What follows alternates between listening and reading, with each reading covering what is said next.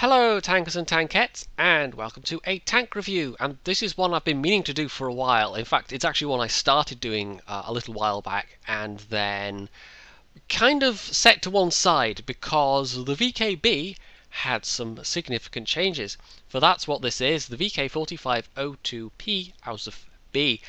This is one of the tier 9 German heavy tanks, and for a long while, it was basically the not E75. There really wasn't a lot to distinguish this from the E75 in terms of having its own kind of unique flavour. There wasn't really anything about it that would make you want to play it, especially for its own sake, apart from the fact that it leads to the mouse. So if you wanted the mouse, you had to have this thing. And it had a bit of a bad reputation. I didn't find it a bad tank to play before it got buffed, and since it's been buffed, well, it's gotten a bit silly. So, I fixed it, you guys. I fixed it. One of the features of this is that it has a rear-facing turret, which, let's put it back to its proper configuration. Now, there are a few more these days, but for quite a while, this was one of the very, very few rear-mounted turret vehicles in the game, and that really was the main thing affecting its playstyle. It's basically got the E75's turret, and it's always basically had the E75's turret, and in terms of the gun, it's exactly the same gun. In terms of the gun stats, it's exactly the same stats as well. In fact, we will briefly look at the stats page. This is compared to the E75, and you'll see a lot of these yellow equal signs. And that's because, in many ways, this is exactly the same when it comes to firepower, when it comes to view range, when it comes to radio, as the E75. We'll see from this that exactly the same gun, exactly the same DPM, identical DPM in fact. The reload is, it's all exactly the same.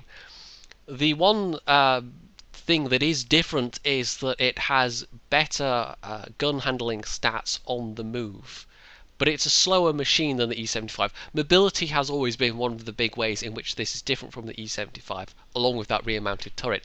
Although you may be surprised to learn that even though it has less, a less beefy engine, it actually has a better horsepower per ton ratio.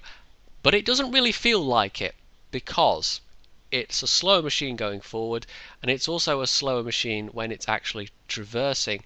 So yeah, 20 degrees a second versus 30 degrees a second, it's a fairly significant difference. That and the speed are why this has always felt more sluggish, even though in theory it's always been the better accelerating machine.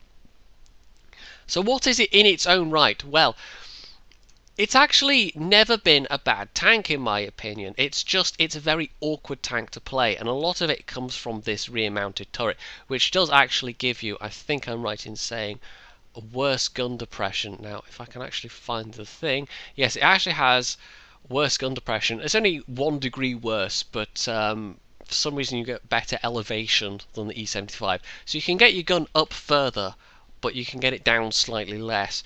And because it's also a rear-mounted turret, it also means that there are a lot of maps where the terrain excuse me, makes it very awkward trying to get your gun onto target without actually showing the front of your tank. And for a long time, that was a problem because the front of your tank was pretty good, but it actually wasn't quite as good as the E75. But we will come to the armor in a little bit. Now, one thing that does make this tank very good at, though, this rear-mounted turret configuration, is side scraping. Most of the rear-mounted tanks rear-mounted turrets in the game, the vehicles they're attached to, aren't particularly good at side scraping. The 215B is a perfect example of this. You wouldn't really side scrape in that. I think the Russian rear-mounted mediums, you can kind of do it, depending on what targets you're facing. But the advantage is, and the reason why it's an advantage, is that with most tanks, in order to side scrape, you have to, because your turret's at the front, you've got to lean out fairly far. But with a rear-mounted turret, because of the placement, you can keep a much steeper angle on your side armor, and it means that basically you are much more likely to bounce shots from enemies firing at your very steeply angled side armor. And it also means you need to spend less time shuggling around to get into position, which means you can get your shots off more effectively in theory.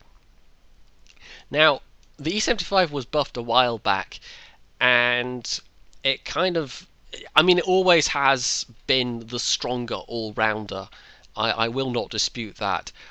It had a buff whereby it basically lost its frontal weak spots in terms of its MG port and its commander's cupola, and the VKB was basically untouched. And I don't know why they didn't do the same to the VKB, even though it's got the same turret essentially. And that was always a bit of a mystery to me. For the longest time, this was just left alone utterly by Wargaming, up until the point where they just announced with patch 9.2 that they were going to buff this quite significantly. And there had been rumours of buffs for a fairly long time, and I always thought, well, if it had something to distinguish it from the E75 in terms of having a better rate of fire, for instance, you know, that would make it more, it would give it more flavour, it would give it something to distinguish it more from the E75, other than this awkward turret configuration, or this turret configuration that a lot of people find awkward. But what Wargaming did instead was basically announce that they were going to slap a whole lot of extra armour on the front, but also that they were going to replace it. So at the same time they announced they were buffing it, they also announced that it was going to be retired. We don't know when that's happening yet. What we do know is that it's being replaced with a mouse prototype at tier 9, and I think we can safely speculate it's going to keep this same gun. Probably going to have a worse rate of fire than the mouse, that's almost guaranteed. But as for armour, as for mobility, we just don't really know what Wargaming have decided yet. So what we have now is it's gone from an awkward tank to being a silly tank. And I'm kind of sad to see it go, because I actually have always rather enjoyed playing it. I actually held on to it. I will confess, I sold my E75 once I got the E100. I sold the E75 and put that crew in the E100 because I didn't really enjoy the E75. I don't know what it is about it. I know everybody's shouting at me at this point, but there's just something about the E75 that it was not a keeper. It was not ever a keeper. And yet, even before the buffs, I held on to my VKB even when I got the mouse. And I don't know why, equally. It's just, I guess I'm just hipster? I don't know. I really don't. But there it is. I sold my E75 and I kept this thing. And then they buffed it. So, before we look at what the armour is now, I'm going to actually get Tank Inspector and I'm going to change the folder path, and we're going to look at the 9.1 client files, and we're going to see what the armour was. And then have a look at the E75's armour, and then we're going to have a look at the armour it has now. So here we are looking at the 9.1 client files. Visually it really doesn't look any different. We'll just take a quick look at the armour. Now the VKB always had decent armour. Not fantastic armour, but decent. The upper front plate, as you can see there, 170mm thick. Lower front plate, 150mm. And the lower front plate, because of its angling, is actually more effective than the upper front plate. If you're angled sufficiently, it's going to be very hard to get through that, except with, you know, high tier premium or some of the higher tier tank destroyers. The upper front plate, even though it's thicker, has less armour equivalent thickness. So there were a lot of guns at tier 8 upwards that could hurt you. You know, 236, 238 get hit by a T-34 in the upper front plate, even when angled, and that could go through potentially. And of course, as I mentioned, it retained weak spots that the E75 lost sometime prior. So even if you're angled, somebody aiming for your MG port, you know, there are even tier 7s that could get through that. So the frontal armour was good, but never that reliable. It was one of those tanks where you had to learn to trust it, but not too often. Occasionally it would give you troll bounces when you needed it. Other times it would just let you down totally. The side armour, as we can see, 100. More than enough for side scraping, given that it's got a rear mounted turret, but you could never afford to angle too far, which would have been nice for the front, because it would then expose your much weaker sides, and being shot there would be a problem, because you could take engine damage and ammo rack damage. You always had to keep your side at a fairly steep angle, and that remains true today. But the essence of it was that if you could hide your front plate and side scrape at a steep angle, then that was really the ideal situation for this tank. It's just to find some situation where you could do that, or even go hull down and use your pretty thick frontal turret armor, which, as you can see there, 250. I mean, that's exactly the same as the E75. Now, if we hop over to the E75, and if I can actually click on the right button, we can see that the absolute armor values at the front of the tank are actually worse. 160 and 130 for the lower front plate. But this is why angling matters, because it's got a much steeper angle on both those plates. The same amount of angling on the E75 as the VKB will give you better effective armor. And also, what helps out the E75 immensely is that it has 120 side armor rather than 100. So you can afford to angle more in an E75. And that remains true today as well. If you see somebody over-angling in a VKB, well, you can punish their side armor a lot easier than you can punish their frontal armor. So we'll jump back into the... I keep clicking the wrong thing and I don't know why. We'll jump back into the 9.4 client files and we'll see what Wargaming did to this steel behemoth. So here we are back in 9.4, and if we click this button we can see, yeah, this is why it's silly now. 200mm upper and lower. Yeah, that's the same as the mouse. And the lower front plate is actually better than the mouse. Yeah, now the upper front plate is still, as it was previously, a bit weaker, and you can see there the turret ring got buffed as well. It's still a bit weaker effectively than the lower front plate, which is, 400 plus if you've got enough angle on it. That's just ridiculous. Most tanks, the lower front plate is a weaker piece of armor. In this tank, it absolutely is not. The lower front plate is some of the strongest armor this machine actually gets. So if you're shooting at one of these, don't shoot there. You're doing it wrong. The upper front plate, as you can see, is still, like I said, it's still effectively less strong, but it's still pretty damn strong. You almost want to do the opposite of what you used to do. You used to want to hide your front armor. Now, in a lot of cases, you actually want to show people your frontal armor, because if they're trying to shoot at your front plate, they're not trying to get your commander's hatch weak spot, they're not trying to get you through your axle, they're not trying to shoot elsewhere, they're wasting their shells on that ridiculous armor. And as you can see also, it lost the MG weak spot. Now, the actual shape of that, as you can see there, it's quite rounded, but it's more of an angular shape in the armor scheme. The actual shape of that means that it is still, because of the shape, slightly weaker. And you can see that, because that's flat, that is a flat 200. So although it got buffed, it is still in some ways a weaker area of armor, just because of the actual lack of sloping for this bit here. And if somebody's angled against you, because it's not modelled as being an entirely round piece of armour, that's also 200 equivalent. So if you are against one of these things and you have the time to sit and aim here, you probably have a better chance penning there than elsewhere on the front plate. But honestly, the best way to hurt one of these things these days is just to drive around it. You've always had the option of doing that. The mobility of this thing has always been poor. 20 degrees a second traverse speed on the hull is not great. The turret traverse speed is not great. So if you are in anything that's even marginally faster than this thing, then just drive around it. A lone VKB is a sad VKB. And conversely, if you're driving one, try and never get yourself isolated, because if you get surrounded, you are dead, and there's very little you can do about it. We're actually going to quickly take a look at the armour of the mouse. I have previously done a mouse review, but just for comparison's sake, we had nearly 400 equivalent on the lower front plate, and you can see there, on the mouse, it's actually weaker. There's almost 100 less equivalent armour, but the upper front plate of the mouse is effectively stronger.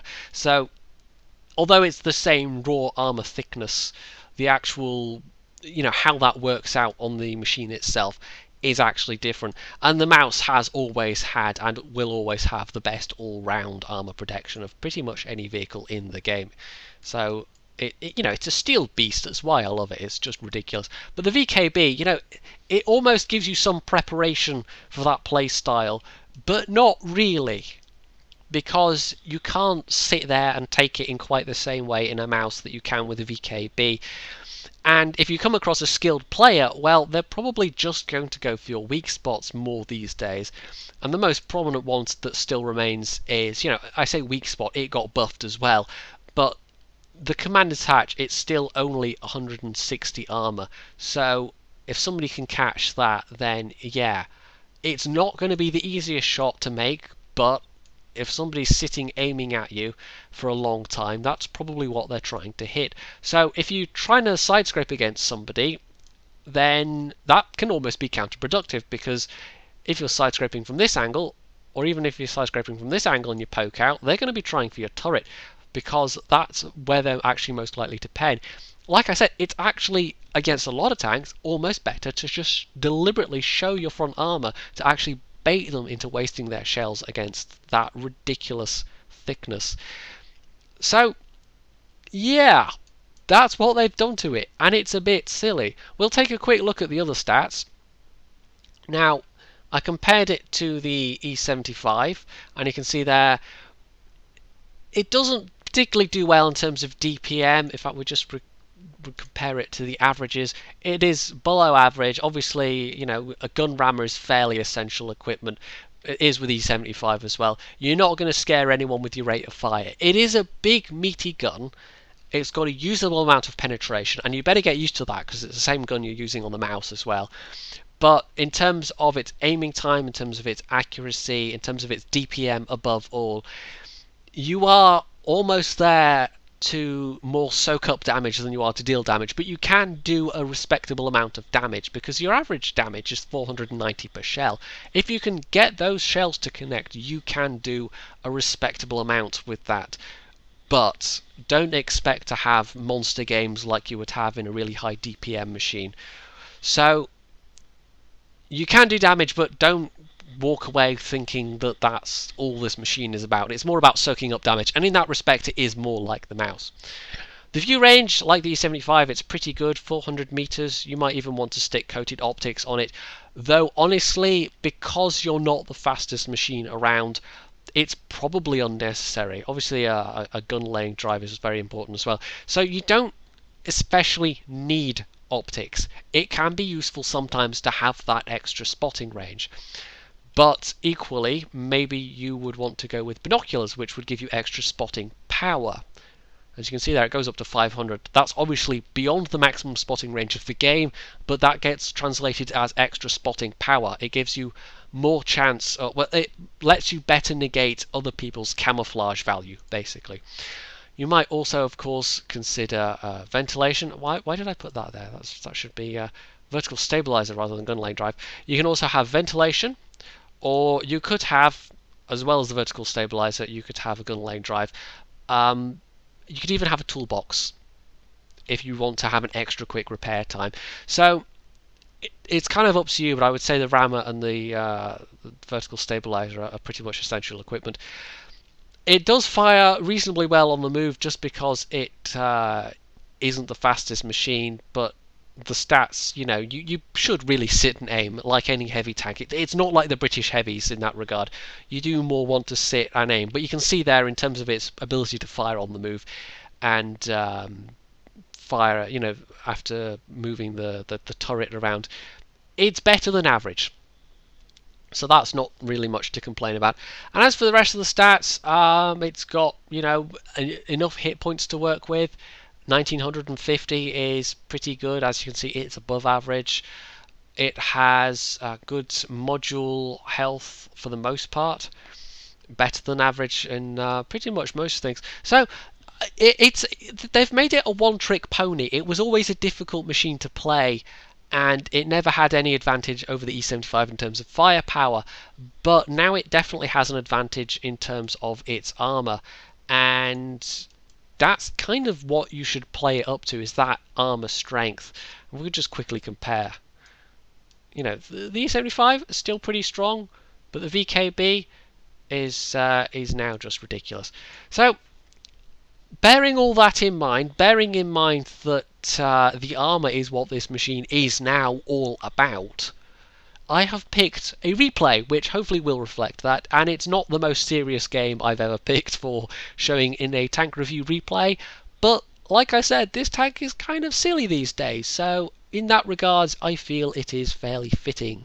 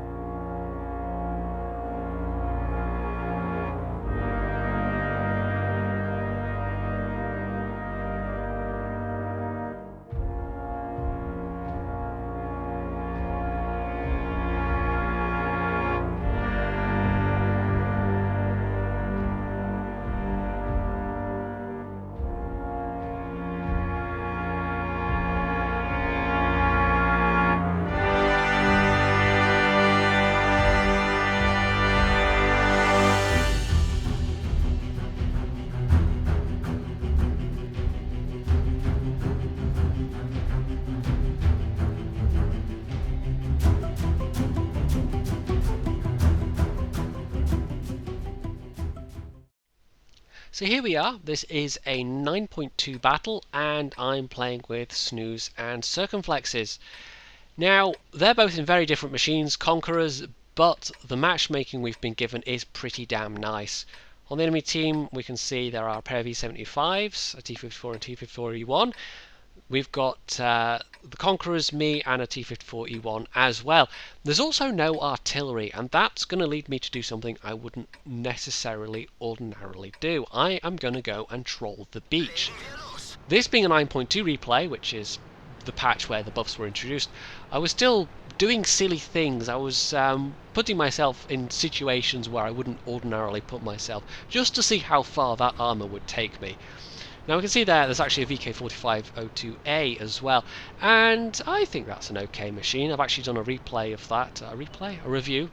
Though the replay I picked for that review I wouldn't necessarily pick these days, but like I said, this isn't exactly an ordinary replay that I would do for a review anyway. It's just one which kind of shows off really all that this can do in a kind of a neat but amusing package.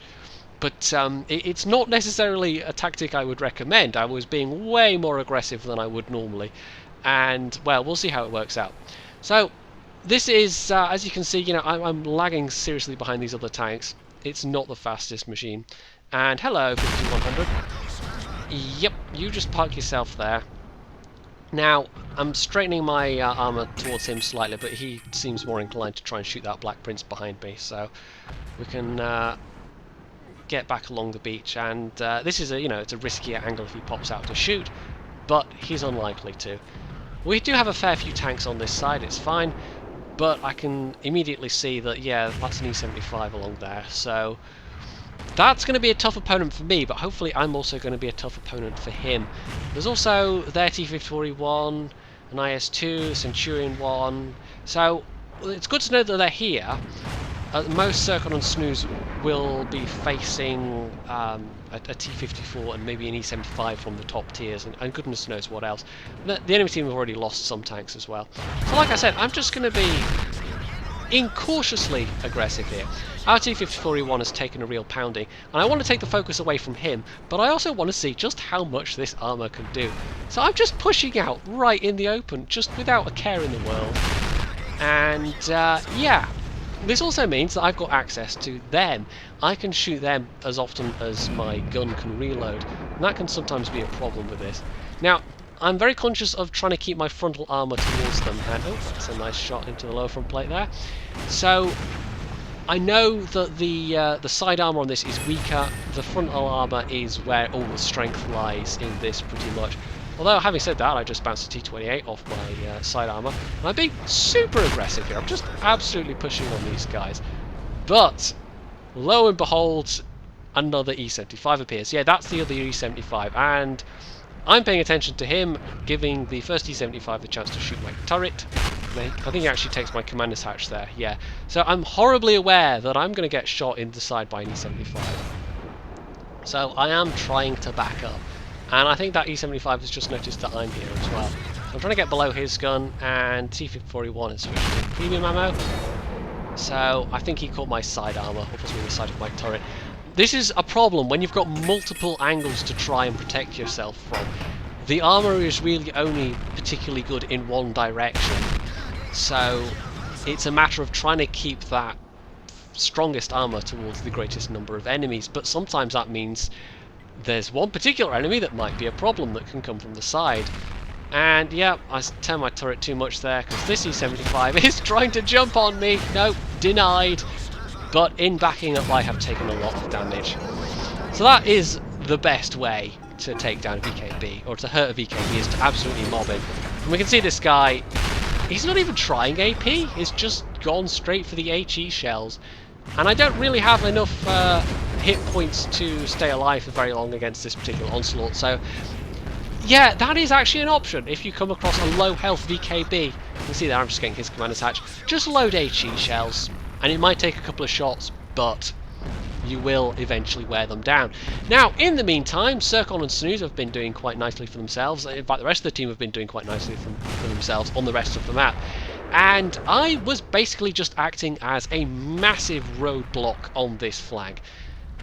The stupidly aggressiveness worked out, and we've won, basically. We tied up a lot of their tanks, myself and the couple of tanks that were behind me, that apart from the Black Prince, they've all died. The Black Prince isn't doing so well. But that was a pair of E75s, a T-54E1, I don't even know what else. The T-25AT, I think I had the T-28 shooting at me at one point. So I tied up a lot of their higher tiers by doing that.